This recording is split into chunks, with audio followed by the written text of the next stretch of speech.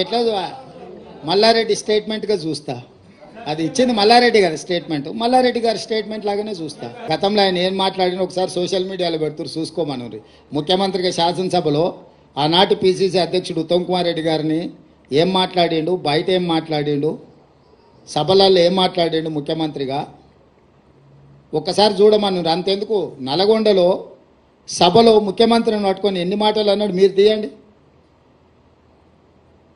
రాష్ట్ర మంత్రిగా, కేంద్ర మంత్రిగా, ముఖ్యమంత్రిగా 40 సంవత్సరాలు సుదీర్ఘమైన అనుభవం ఉన్న చంద్రశేఖరరావు నల్గొండ జిల్లాలో బహిరంగ సభలో ముఖ్యమంత్రిని పట్టుకొని ఎన్ని మాటలు మాట్లాడినా మీకు ఒక్కసారి చూడండి. ఆయన అహంకారము ఇంకా కూడా అనగలేదు. 50 సర్పంచ్ మరే 44 ఎంపీటీసీలలో 40 మరే చైర్మన్ మనదే, గ్రంథాలయ చైర్మన్ మనదే, మార్కెట్ చైర్మన్ మనదే. అట్లా సాధించడం, అట్లా చేసడం, ప్రతి సైనికులు కార్యకర్తలు ఉన్నారంటే టీఆర్ఎస్కే ఉన్నారు. ఇవాళ ఒక పిలుపుతో ఇంతమంది వచ్చారు ఒక కార్పొరేషన్. ఇంకా సగం మంది జర కన్ఫ్యూజ్ ఉండి రాలే, లేకపోతే ఇవాళ కాదు ఇంత పెట్టాలంటే సరిపోను. కానీ ఎవరు వచ్చినా రాకున్నా భయపడేది లేదు. టీఆర్ఎస్ పార్టీ తప్పకుండా రాజీ లక్ష్మారెడ్డి అన్న బంగారం బంగారం బంగారం మల్లన్న కంటే మంచివాడు. ఎందుకంటే మల్లన్న కంటే మంచివాడు, నాకంటే కూడా ఎక్కువ సేవ చేసి ఎంతో మందికి పేదలకు ఆపరేషన్ చేయించాడు. గత 20 సంవత్సరాల సంది ఆయన సేవ చేస్తూనే ఉన్నాడు. అటువంటి నాయకుడు ఎక్కడ కూడా మనకు దొరకడం మన అదృష్టం. మనకి ఇంత మంచి ఎంపీ అకౌంట్ మనకు దొరకడం మనందరి అదృష్టం. ఇప్పుడు మేడ్చల్ మల్కాజ్గిరి ఎంపీల 7 నియోజకవర్గాలు 7 ఎమ్మెల్యేలు మనతో ఉన్నారు. కార్పొరేటర్లు అంతా బీఆర్ఎస్ఏ. 7 నియోజకవర్గాల్లో కార్పొరేటర్లు అంతా కూడా బీఆర్ఎస్. 200 మంది చిల్లర. వాళ్ళకి ఎవరికి కూడా క్యాడర్లు లేరు, నాయకులు లేరు, మనుషులు లేరు, బూతులలో కూర్చుంటేందుకు కూడా లేరు. కాకపోతే కొన్ని అవిశ్వాసం, కొద్దిగా లోకల్ స్థానిక నాయకులు అవిశ్వాసం పెట్టుకొని డిస్టర్బ్ అయ్యారు. కానీ లేకపోతే మన నాయకులు మొన్న ఎట్లా కల్పించారు బ్రహ్మాండంగా.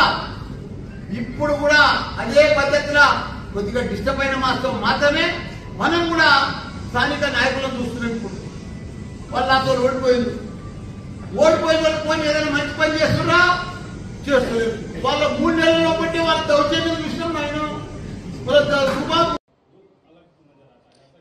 हमारा लुक कहीं पर भी अलग नजर नहीं आया. हम लोग हमेशा एक ही बात बोलते, आपको क्या चाहिए, आइस और नाइस. आइस का मतलब income tax, CBI, ED. Nice का मतलब narcotics, income tax, CBI, ED. तो मोदी जी का फ्रंटल ऑर्गेनाइजेशन है ये फ्रंटल ऑर्गेनाइजेशंस को जब जब चुनाव आएंगे तब वो फ्रंटल ऑर्गेनाइजेशन को इस्तेमाल करने के लिए कोशिश कर रहे. इससे पहले ईडी पहले आते थे, बाद में मोदी जी. कल अचानक तेलंगाना में ईडी और मोदी दोनों मिलके एक साथ में आ गए. तो ये केस का मामला तेलंगाना से कोई लेना देना नहीं है, दिल्ली से ये केस जुड़ा हुआ है. केजरीवाल सरकार के खिलाफ केस बना है, वो सिलसिले में बहुत सारे लोग अरेस्ट हो गए. उसमें एक 4-5 लोगों को तेलंगाना से भी उठाए. तो इसमें कांग्रेस का जो अप्रोच है मोदी जी सरकार के खिलाफ, तेलंगाना को वही सोच है. हमारा केंद्र अध्यक्ष या हमारा पार्टी नेता लोग जो बोल रहे हैं वही बात हम मदद दे रहे हैं. इसमें कोई फर्क नहीं है. मगर तेलंगाना में जो नाटक चल रहा है ये नाटकबाज बंद करो बोल के हम कह रहे हैं. See, I don't change my stand. Still I am supporting my party stand. Here in tunes of Modi only they are playing. Just one day before the notification they have arrested Kavita for political benefit for BRS and BJP. They are acting like their frontal organization. So still my statement is same. I don't change my stand. This arrest also part of the politics. Influence by Narendra Modiji. అంటే ఏ bonds ఎవరికి ఇచ్చిండ్రో ఆ లెక్క కూడా బయటపెట్టమని supreme court చెప్పింది.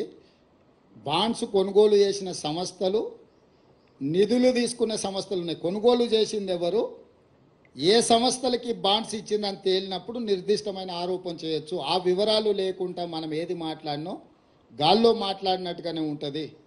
కాబట్టి supreme court ఆదేశాలు ఇచ్చింది, మీరు కొనుగోలు చేసిన బాండ్స్ ఎన్ని, ఏ రాజకీయ పార్టీలకు ఇచ్చిండ్రో కూడా మీరు వివరాలు బయట పెట్టాలని చెప్పింది. ఆ వివరాలు వచ్చిన తర్వాత పూర్తి వివరాలతోని కాంగ్రెస్ పార్టీ మాట్లాడుతుంది.